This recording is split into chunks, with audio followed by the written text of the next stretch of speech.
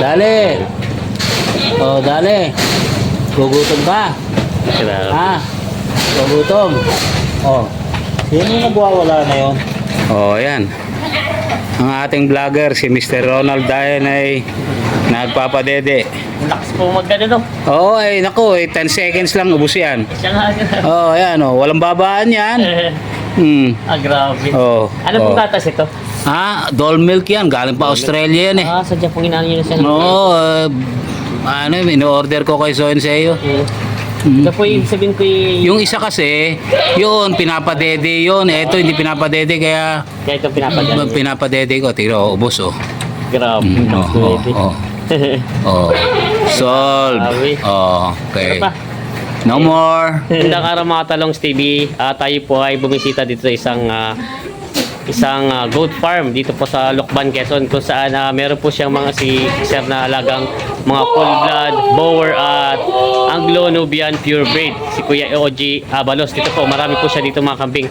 Tayo po ay magtatanong ng ilang impormasyon, lalong higit kung paano niya nagustuhan ang ganito pag-aalaga ng kambing at syempre, paano niya napapanatili ang mga pag-aalaga ng ganitong mga kambing. Kaya samahan niyo ko sa ating goat farm visit dito sa Nagsinamo Goat Farm dito sa Lucban, Quezon. Kaya sama-sama tayo manood sa video na sa kami. Mga Katalongs TV, nandito tayo kay Augusto Abalos na Goat Farm. Ito po yung nanggaling na rin tayo nung last year dito.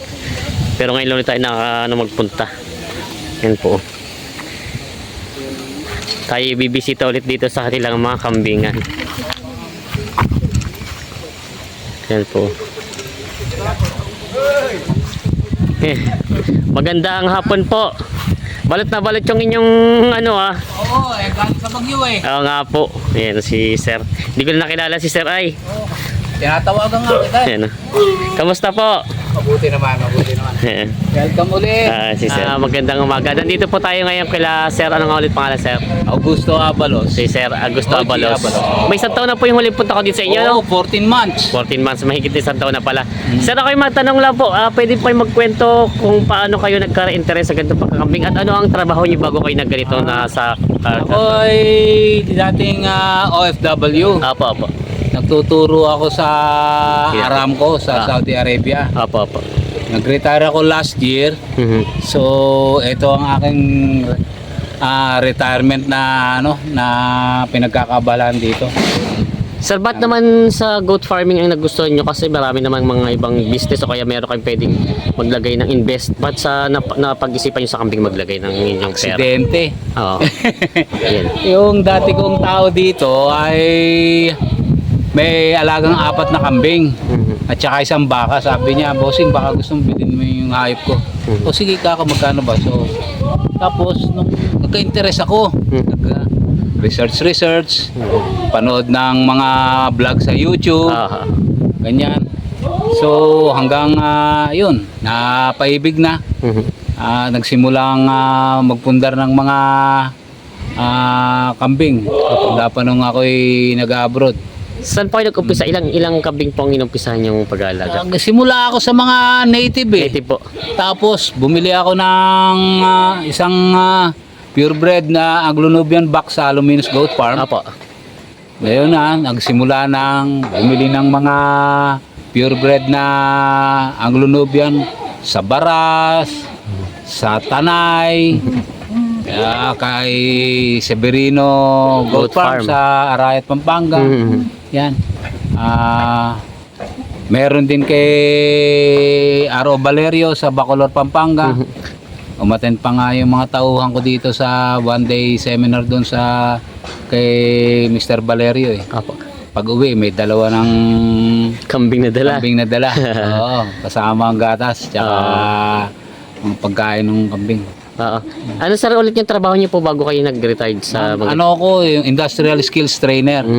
Tuturo ako ng mga Arabo na bago ma-empleyo sa Saudi Aramco ay mag-undergo sila ng 18-month training program. Apo. Ako ang nag-handle ng training program ng mga machinist technician. Yun pala. Yung pala pinakaunang trabaho From start to finish. So, 10 taon ako doon. Yun. Tapos po ito po sir, kasi parang teka, ano natin yung building. Napakalaki ng building ni sir. Kung mapapansin niyo dati pumunta tayo, ito medyo bago pa ngayon, medyo nakalawang na at patagal-tagal na rin. Oo. May isang taon na. Ilang taon na nga, may isang taon na po ba? Ito makikita ang inyong building. mga 15 months na yan kasi 1 month old pa lang nung pumunta kang huli. Bago pa lang po yun na yung building. August, first week of August natapos to, 2023. Sir, matanong ko lang po, pwede ko malaman kung magkano ang naging gastos nyo sa building nyo kasi tinan nyo po, puro bakal yan. Ayan, may ano, syempre, ito mga color rope, yan, tagang maganda ang ano niya. Ito ay 50 feet long and 28 feet wide. Oo. Ang nagastos dito lahat ay nasa 700,000. Wow, kulang-kulang 1 billion po, ano? Oo. Yung pala nagastos ni sir dito sa kanyang building. Sir, parang meron kayong isang building na ginagawa. Ito po yung sa Ito yung pinagsimulan ko. Ay, Ito po yung yung sa- experimental goat house ko. Nung nasa Saudi Arabia pa ako, sabi ko since, sige, tignan natin yung pag-goat farming. Pagawa ako nitong gawa po sa kahoy. goat house na to, made of coco lumber. So, inabot nito 150,000. Malaki din po ang gastos niyan. Ito ay 20 feet by 40 feet. Pero sir, anong ba't parang ang napansin ko lang dito, sobrang elevated niya kasi ang taas niya sa ano, halos Nasa ilan po ang taas nito sa standard naman na mga sinasabi ng mga goat racer na ano na 4 to 5 feet ang elevation para maiwasan yung pag Amoy. Inhale nila ng yung ammonia. ammonia. Kasi nakakapag-produce ng ammonia yung yung ipot tsaka yung ihi lalo na ihi ng kambing. So masama sa kalusugan nila yun. Kaya po pala Doon ito. nakakuha ng sakit. Kaya So ito po may ang taas nito, parang may ilang feet po kaya ito taas ito ito parang 4 doon, 5 kasi sloping down. kaya kumbaga niyo lang yung kumbaga niyo lang yung balance niya ng ano niya, building. Sir, pwede po ba tayo makapasok sa inyong ano, goat farm? Ito, papasok tayo, sir. Ito yung Papasok na tayo dito kay sir na mga kambing. sa ano na to, nandito yung mga Nubians tsaka Boers. Ayan po. Nakabang na yung mga kambing ni sir dito sa pinto at gusto lumabas. Naghihintay ng lumabas eh. At kasi matagal-tagal daw sila hindi nakalabas. Oo, Bumagyo dito. kasi nga nag-uulan, bumagyo pa. Oo. Ayan, ipapakita sa atin. Sir, saan dito yung pinakauna yung nabiling kambing na sa inyong mga alaga dito? Ito si Angelo. Yung maliit, ito po ba yung maliit dati na hawak nyo? Hindi, ito yung aking Nubian na Hertshire. Galing Alaminos Goat Farm. Grabe, ang laki niya po. Ano? Oo, mataas to dito. Ito po yung barako, babae. Barako to, Barako. back to back. Ito ang Siya back yung bahala sa mga Ito po ito mga Anglo-Nubian does yan. Sabihin ko po, ang matanong ko lang, syempre, hindi naman siguro masama magtanong ko, magkano ang price na nakuha niyo itong ganito kalaking back niya? Kung hindi ako nagkakamali, kasi wala pa ako dito sa Pilipinas noon eh. Nabili nung aking kumpare. Kasi wala pa nga ako dito. Nahilingan ko siyang pumunta sa Alaminos Goat Farm sa Laguna. Para bumili ng barako para malahian yung mga native. Apo. Para gumandang lahi. Ito 26,000 yata. 26,000 po. Oo, 26,000. Maliit pa lang yan noon. Hindi pa po siya talaga yung ano? Hindi pa ganyan. Oo, kasi ang price range po yata nila para napansin ko. Ay, 25 nga pala po, 26 nga pala. ito, 26 Paglalaki, oo. Ano naman to, may ano naman to, may pedigree naman itong si Angelo. Malaki po pati siya nung ganda ng katawan niya. Malaki. Kasi ito, dito, mga, Ito po yung mga alaga niya. puntahan mo nga nanay mo, at umiiyak. Hinahanap niya. Ito yung anak. Moko. Lahat pala sir, may mga pangalan ng mga kambing nyo. Moko, doon ka sa nanay mo. Doon ka. Hinahanap ka eh. Doon ka. Yun. Oo. Nahanap pala ng nanay. Sir, ilang breed ang kambing nyo ditong alaga? Actually, doon sa Old Goat House, ang mga nandun ay native does, tapos Anglo-Nubian buck, at mga upgraded na mga kids. So, ako bagay na doon po iniwala nyo. Ito na dito po yung mga purebred naman. Tsaka full Mga blood. purebred na Nubian at saka full blood island born na mga Boer. Yun pala, ito na pala. Katulad nito. Ito po yung shape. Ano to? Ito, nasa lisehan ito eh. Kaya- Ang nanay nito ay purebred Anglo-Nubian. Ang tatay ay si Rico na full blood na Boer. Kaya ito po Ito nangyari. lumabas. Ito po yung tsura ay bower, pero ang Katawan. ang tindig niya maganda naman ang yan po yung pagkaka-crossbreed. tawag nila yung boang yata yun, bower Anglo yata po yun. Oo, boang ito ngayon. Boang breed. Boang ito. Ito pala yung ito yung boang breed na ano ito. na sir. Oo. Ito daw yung kanyang breed na dito na nasalisiyan daw. Nasa lisihan si Ami. Mm. Pero sir, Oo. kayo po ito po itong nanay niya. Ito nanay. Ito. Oo. Sir, kayo po ba nagko-crossbreed talaga din ngayon? Nagko-crossbreed kayo dito? Sir? Yung native. Ay, native ang nanay. Native, ito, nasa lisihan ito sa pastulan. Aha. Yung nanay. Oo. Nasa lisihan, di ko alam na in-hit. Naasampahan ni Rico. Ayun, nung lumabas, ganito. Yun pala. Oo, Pero tingnan maganda mo. naman po. Talagang bower ang katawan niya. profile. Oo. Kaso yung mahaba ang paa, di... Sa nanay nakuha. Oo, sa nanay nakuha. Oy! Pero sir, di ba, ibig sabihin ko po, may kulang kang 2 years na rin kayo nag-aalaga ng kambing, ano? Oh, more than na kasi nasa Saudi pa ako eh. Ay, meron pa talaga kayo katitipa dito? Oo, nung nasa Saudi ko, nagsimula na nga from native, di ba? Native na. So, nag-full blast na ako pag uwi ko last year. Kung bagay nag-on-hand na kayo na mismo nag-alaga ng mga kambing dito. Kasi po marami pong tayong mga kababayan, katulad nyo, OFW kayo. Maraming gusto din magsabi nila, sila daw ay mag-set na lang dyan sila, kung bagay stay na rin sila dito, gusto nila mag-goat farm. Ano po mapapayin sa atin? Dapat sila ay nandito. Mahirap. Miski anong negosyo, pagkain nabilin mo, lalo na sa kamag-anak, mahirap. Oo, kasi wala yung TLC. Aha. Yung tender loving care, yung hands-on. Hands-on, yun po yung hands-on. Dapat. Kasi pera to eh. Ito nasa isang Ito po lahat may po. Kasi ganito, dito na may alam natin na mga mga kambing ay talagang yung iba yung mga full blood, upgraded. Iba talaga po presyo ng kambing ngayon. Oo. Nagtataka ka nga sila eh. Mahal naman. Sabi ko ganun ho talaga eh. Yan maaaring magmura pagka yung marami na dito sa Pilipinas. Yan, opo. Kasi nung ni-research ko, 4 million lamang ang kambing dito sa Pilipinas. Na yung mga galing po sa... Hindi, lahat. Lahat Ang po. populasyon ng kambing natin nasa 4 million. Hindi pa rin po pag gano'ng karami. Versus 120 million na Pilipino. O konti pa. Opo. So, ang tawag nila dito is sunrise industry. Yun, kaya palang ito. Sunrise industry. May pera, pag kilala ka na yung pagbibreed mo, Opo. marami naman dyan eh. For meat, for breed, for milk. Alin po ba tinatawag nila kasi ngayon nga may bagay kayo for milk, siya, dairy, tsaka milk?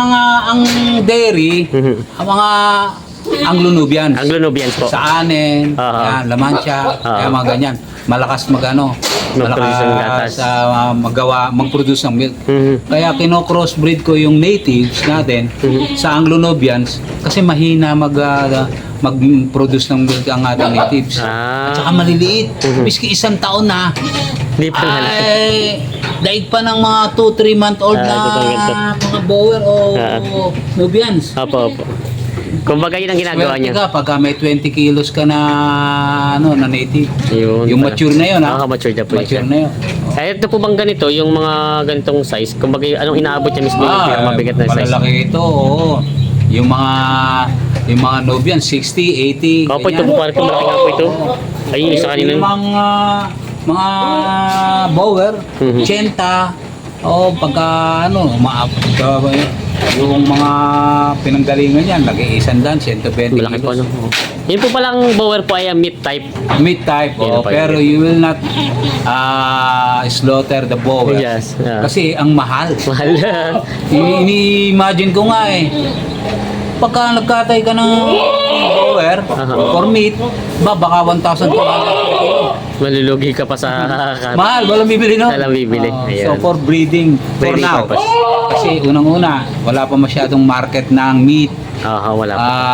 Gusto kong makita, magkaroon na tayo ng ng goat meat sa mga supermarkets eh. Ayun po, Para niyo. ma-expand yung industry ng goat raising. Parang napansin ko nga sir, pili sa atin dito kahit dito sa Tayabas, Lokban, pili lang po yung merong goat meat na binebenta, ano? Hindi masyado pati mahilig ang mga banda rito ng ang matakaw sa kambing, mga Batanggasin. Doon po parte sa ginto daw yung kambing sa kanila. Yun pala. May tatanong ko sa inyo. Kamusta na po? Dahil ito pa yung siyempre, malaki na rin ang nagastos nyo dito sa mga alaga nyong kambing. Kamusta naman po ang nakapagbenta na rin kayo? Kumbaga, Oo. kumikita naman din po talaga sa... Hindi pa sa ganun na kumikita. Na ano, may nakakabenta. Aha. O pag ano, kasi hindi pa ako masyadong nag-engage sa potential buyer sa Facebook. Apa. Yan lang naman ang ano dyan. Yun po yun. Kailangan mong mag-network. By the way, sa November 12, meron ditong lakbay aral from Masbate. Aha. Gusto nilang ma-orient sa goat farming. Binelcome ko sila. Yun pala. Welcome kayo rito. Pwede ko kayong bigyan ng small talk about Goat farming. orientation on goat farming. Yun pala. Kumbaga, hindi pa naman po pala kayo, kumbaga, nag-out ng ano, kumbaga, yung inyo production pa lang po, kumbaga, pinaparami nyo pa lang po. Kung may pupunta rito at makakursunada at magkaintindihan sa presyo, oo. Nagbibenta Kasi, na kayo.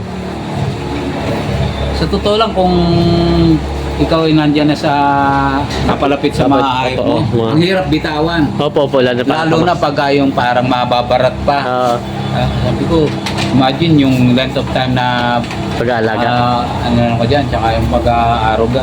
From baby, kita mo, papadete pa ng Magastos talaga. yung medyo, oo.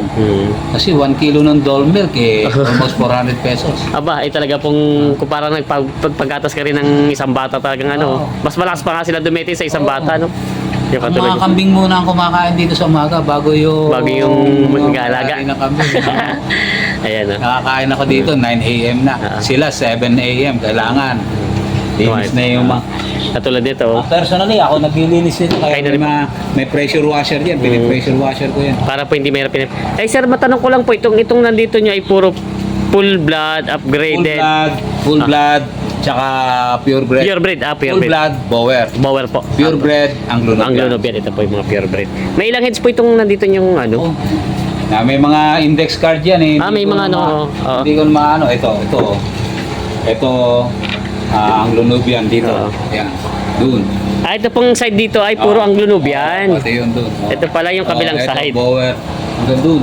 Oo. Oo. Ito po yung mga Anglo-Nubian nyo. Ito, pakita natin. Yan yung mga Anglo-Nubian na sir. Ito pinakamaganda. Yan, Tinatatandaan ko to eh. Angelo, Tanda ko to si oo. Angelo eh. Oo. Ito yung nangangagat sa atin dun sa ating nakaraan na kinakagat tayo yung ating Damit, oo. ito yata yung aking belt. Oo, Tapos ito yan. po. Ito nga. Tapos yun po yung mga ipapa po. Ito po yung puro Anglo-Nubian hanggang dito. Ito, kinulong ko dito. Binabara ko na ng mga Ito po yung bower. bower ito. Bower po ito. Ang anak niya, Oo. si Moko. Red bower yan. Red bower. Tapos ko yan sa Braver Farm. Tapos po ito na po yung mga Ito, board. bower na po ito. Bower Yan yung ito. mga bower na sir. Ito yung napakarami nila lalong dumami ngayon. Tingnan mo to, putol ang pa, pero ang sipag mag-anak nito. Tingnan mo. Ang sipag sa pastulan. Ay, oo. Kaya ano, laging triples, ngayon lang Nagdalawa. Oo. Sir, papasok ako sir. Ito daw ay triplets. Ito pala maganda kumbaga kahit Ayan, putol. red bower. Ayan o. Ito daw ay laging triplets po ang anak. May Oo, nagdalawangan. ngayon lang ano yan, Mga red bower siya. twins. Ito po yung full blood na siya. Oo, full blood yan. Ayan o. Ang ganda ng ano niya. Paano sir, ito ba yung na-aksidente sa inyo? Hindi, ito ay may nagpa-iwi sa akin yan kasi pumunta ng Amerika. Sir, matanong ko lang po, kasi katulad ng baka, 1 year nanganganak sila, tapos kalimitan isa lang ang anak. Ang kambing po ba ay ilang beses nanganganak sa loob ng isang taon? Normally, ang gestation period ng kambing 5 months. So, pwedeng mag-anak ang kambing ng 3 times in 2 years. In 2 years po. Kasi ganito yan 5 months na gestation, 2 months na weaning, 7 months. Isang buwang preparation para sa pagbubuntis ulit. So, 8 months yun. So, after 8 months, pwede na uli siyang magbuntis.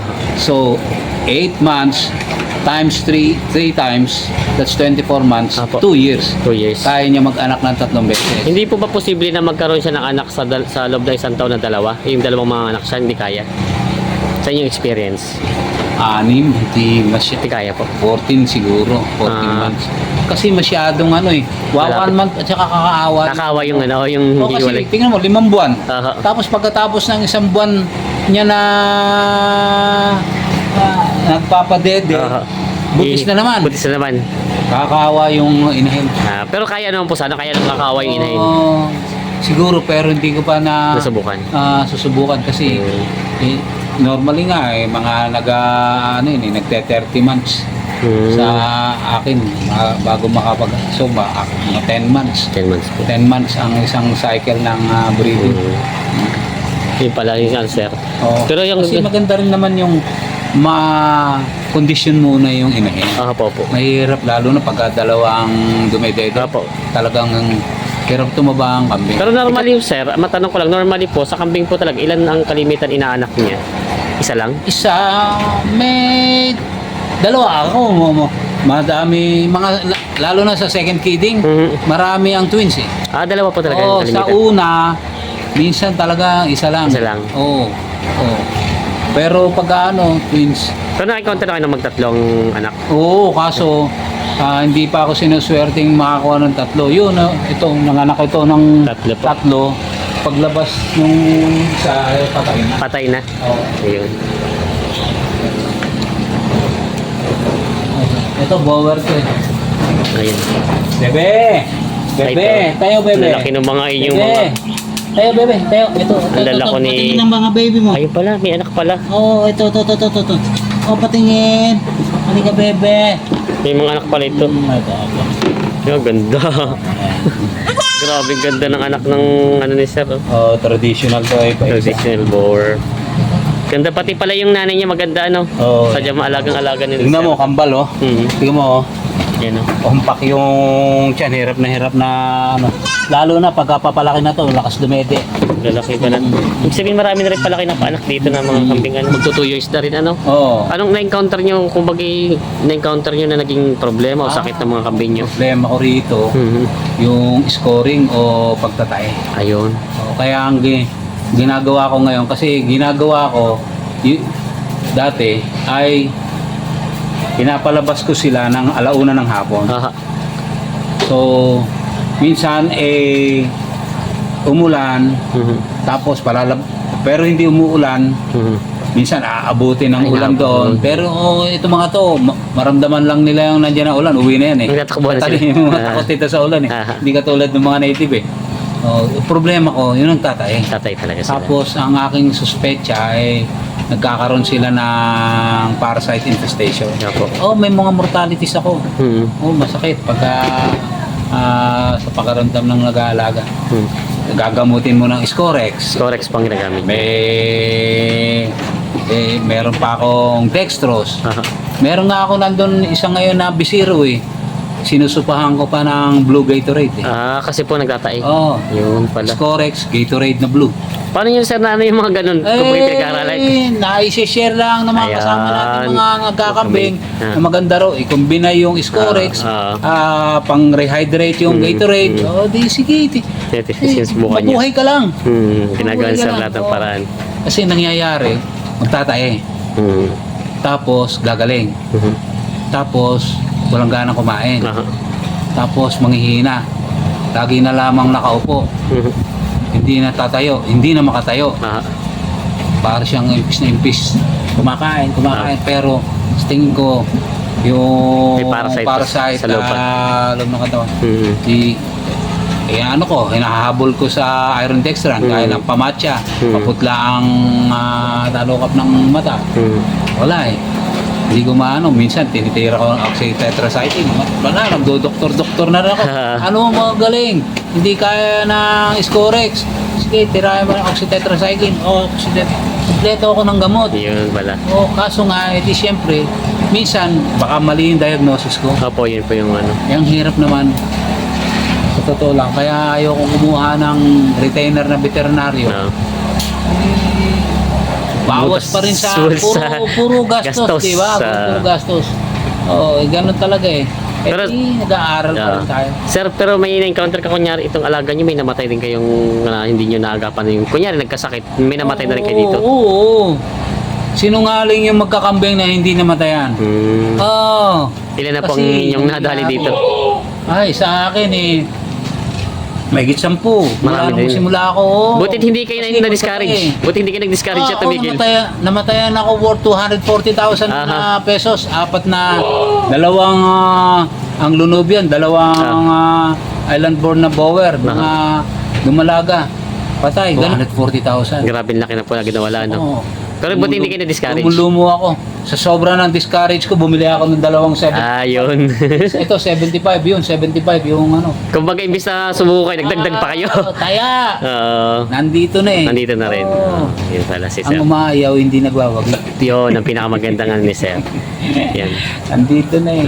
Sir, pwede ba tayo mag-ikot dito sa inyo? Oo. Ay, matanong ko muna po pala, paano style ang pagkain nyo dito pala ng kambing nyo? Oo, ang aking feeding program Mhm. ngayon ay sa umaga, wet feeding ako eh. Ano po yung mga damo? Ang wet feeding formula ko ay feed concentrate, Pinch concentrate po. may kasamang D1 na darak, Mhm. may kasamang konting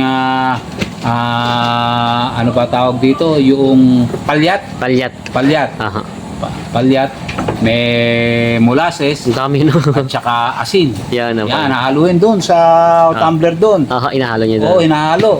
Oh, tapos, yan, dito. Yung mga dairy, dalawang klase ko ng feed concentrate. Dairy, yung isa grower. So, yung mga, may mga bisiro dyan, o mga buntis, dairy ang binibigay. Yung sa mga wala, grower. Grower naman. Ganun, oo. So, pagkatapos noon, pagka nauubos na nila, bibigyan ko sila ng forages. Ano Kung naman ano po? ang available. Kung Ay, mga- napier, kakawate, o mother cacao, meron. Kaya may mga tanim ako dyan, indigo pera, Hindi ko pera nakita natin isa. Ipin-ipin, meron ako dyan na Rensoni, Mhm.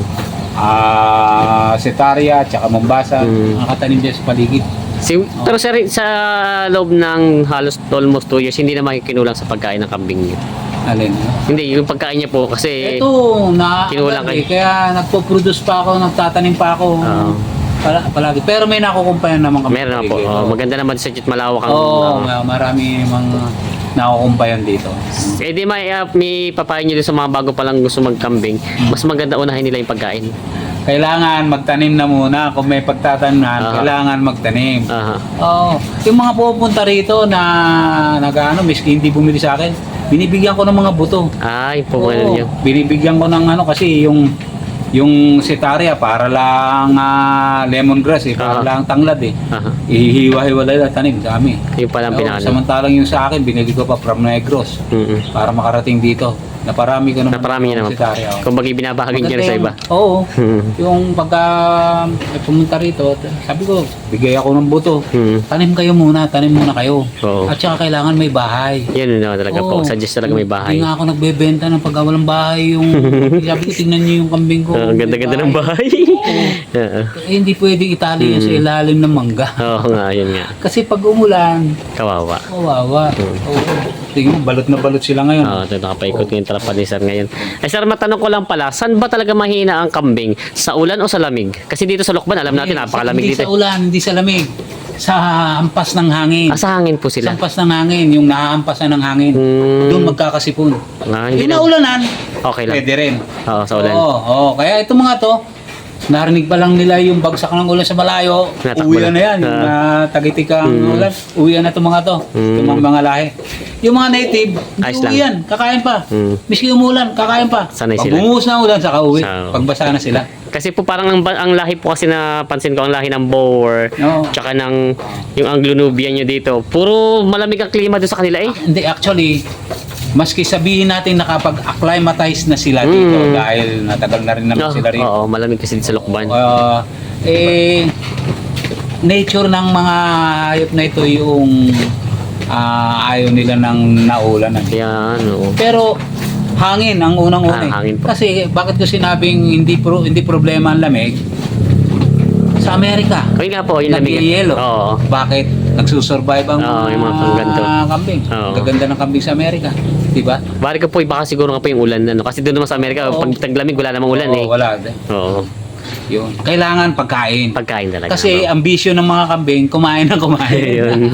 Parang wala nga sila tigil eh. Oo, wala. Tingnan. Naninimot pa Naninimot ngayon pa yung mga ito, yan, oo. Samantalang, kakakain lang ng mga yan. Mamaya papakainin ulit yan. Yung pala ano ni Sir. Ilang beses niyo po pinapakain sila na? 3 times. 3 times. Para patao din. Oo, Umaga, tanghali, hapon. Umaga, ito. Tapos, pagkatapos nilang kumain ito, lalagyan dito ng mga forages. Mga mother cacao, o kaya napier, dito. Puno yan. Mauubos din. mga 11 or a little before 12, lalagyan na naman ng pagkain. Puro mga kumpay na yon. Kumpay naman na po siya. Oo. Ayan pala. Tapos, kung hindi ko sila pakakawalan sa hapon, bibigyan ko mga alas 5, pagkain na naman. Oo. At tuloy na yung kinabukasan ulit. Ibig sabihin talaga pag-alpas nyo pala ay alauna ng hapon. Alauna. Kaya lang Pagka ngayon, maganda ang panahon. pag maganda panahon. Oo, pagka Yan. maganda ang panahon. Hindi. Tsaka minimize ko ngayon ang pag-aalpas sa kanila. Mhm. O maximum 2 beses lamang sa isang linggo. Kasi inaano ko pinaplagan ko yung maaaring panggalingan ng parasite infestation. Baka nakakakain na may bulatin damo doon dahil hindi naro-rotate masyado sila. Dadalawa lang yung padak ko, alpasan At maigi rin naman, nakakabawi yung paalpasan, lumalago uli yung damo. Yung pala. Kaso, sisipagan mo lang ang kumpay. Kumpay nga po maging problema. Pag hindi nyo nalpasan, mangungumpay talaga kayo. Ayan. Mangungumpay. Yan si Sir. Hindi Sir, po pwede puro feed share. ito, ikutan na ulit natin yung mga nila, Sir. Sige.